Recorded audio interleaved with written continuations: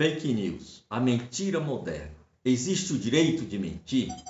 Contextualizando. O artigo faz parte do nosso quadro Pensando Fora da Caixinha.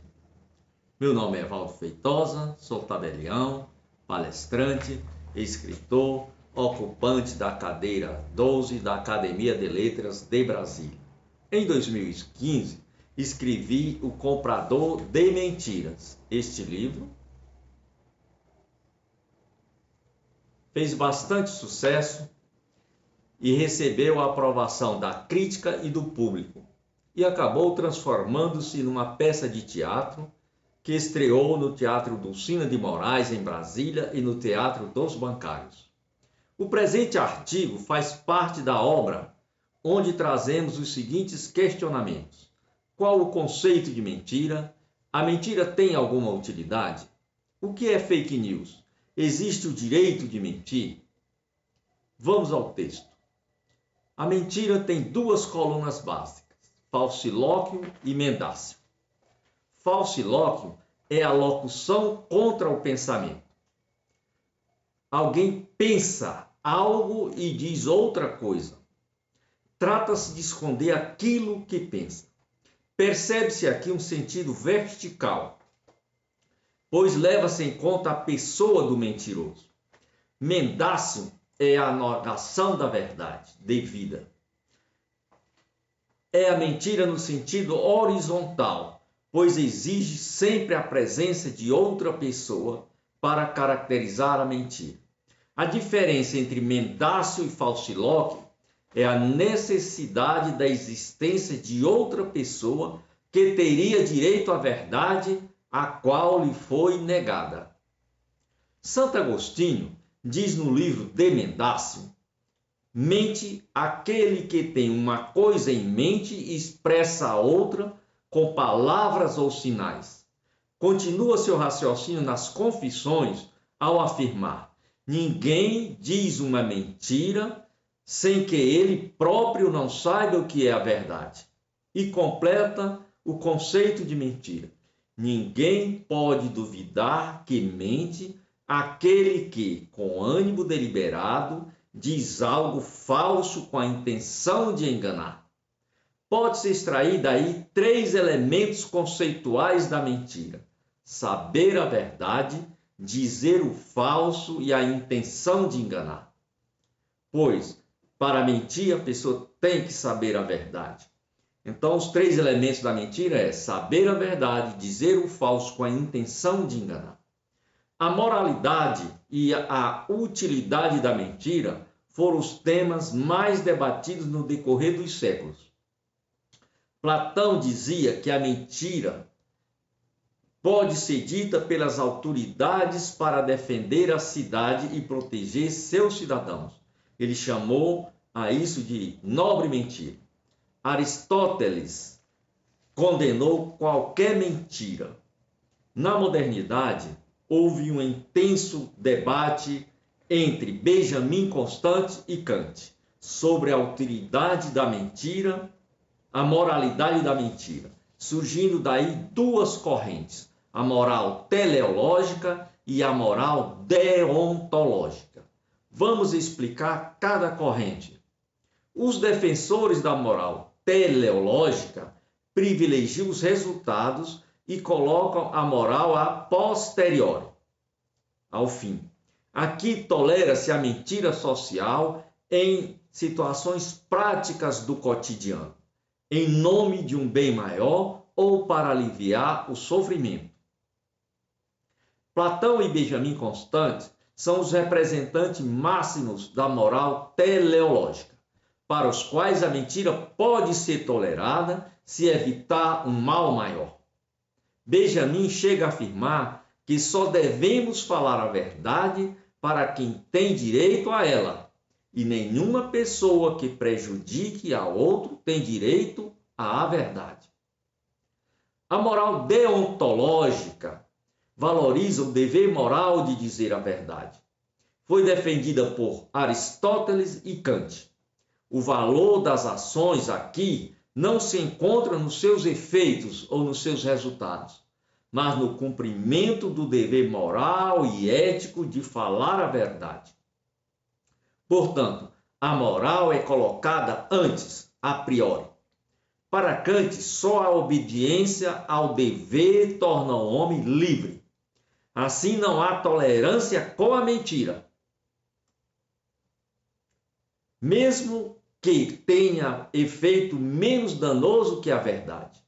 Kant conclui ser a verdade um imperativo categórico. Portanto, não existe o direito de mentir por amor aos homens. A mentira moderna ganhou o nome pomposo de fake news. O que são as fake news? Quando elas surgiram? Qual o meio de veiculação das fake news? Quais os tipos de conteúdo? O que elas contêm? Como as massas aderem às fake news? O surgimento das fake news está fortemente vinculado às acirradas eleições americanas com os candidatos Trump e Hillary Clinton. O principal objetivo é criar polêmica em torno de fatos, pessoas ou grupos para denegrir a imagem. Há sempre um conteúdo de emocionalidade com forte teor dramático, apelativo e polêmico. Seu principal veículo divulgador são as redes sociais. É fato sabido que as massas populares são desprovidas de senso crítico. Dessa forma, os internautas aderem às fake news sem passar a notícia pelo crivo crítico. Todavia, é possível perceber que as pessoas aderem voluntariamente, desde que o tema se ajuste a seu modo de pensar e viver, mesmo sabendo serem falsas as notícias espalhadas nas redes sociais. Ao compartilhar, cada divulgador acrescenta sua credibilidade pessoal à notícia veiculada e torna-se responsável pela sua divulgação. Muitas pessoas esquecem que, ao compartilhar, assume a responsabilidade pelo conteúdo compartilhado. Quanto ao conteúdo, os doutrinadores enxergam 3 modelos. O modelo chamado conteúdo impostor, conteúdo manipulador e conteúdo fabricado. Conteúdo impostor ocorre quando os fatos são verdadeiros, mas as fontes são supostamente falsas. Geralmente são falsas. Conteúdo manipulador, o conteúdo também é verdadeiro, mas é totalmente manipulado para se enquadrar dentro do sentido desejado pelo divulgador.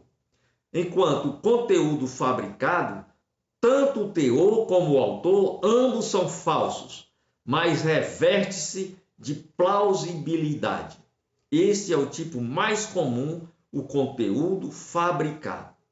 As consequências das fake news são devastadoras pelo grande poder viral das redes sociais. Tanto nas eleições americanas como nas brasileiras, propagou-se notícias falsas a favor e contra alguns candidatos. No Brasil, apesar de todos os candidatos terem firmado acordo escrito contra a sua disseminação, as fake news foram amplamente utilizadas. O Tribunal Superior Eleitoral recebeu 50 ações, das quais 16 representações tiveram êxito total ou parcial, com deferimento da tutela urgente para retirar as fake news das redes sociais, o que demonstra que elas foram utilizadas em larga escala. O caso Marielle foi o mais badalado durante as últimas eleições de 2018. Partidos e candidatos tentaram manipular as informações para tirar proveito político. Até magistrado e coronel da PM entraram na onda e compartilharam fake news envolvendo Marielle, a demonstrar que a mentira não é um fenômeno da baixa escala social. O que se viu foi a banalização da mentira com essa nova roupagem chamada de fake news.